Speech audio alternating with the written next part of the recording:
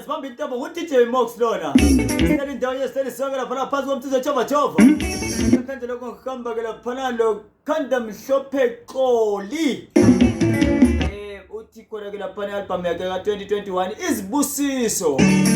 Siza ngokumhlonipha omunye umuntu oseceleni kwakho. Hlonipha umakhelwane wakho phela la ukuze zande izibusiso. Hayi ngokunjalo laphana bathi khona khandamhlophe uxolly. Facebook laphana ke licela kakhulu ikhasi ukuthi likhule. Ipage icela ukulibona likhula limlandele phela. Uthi ayidle eceleni.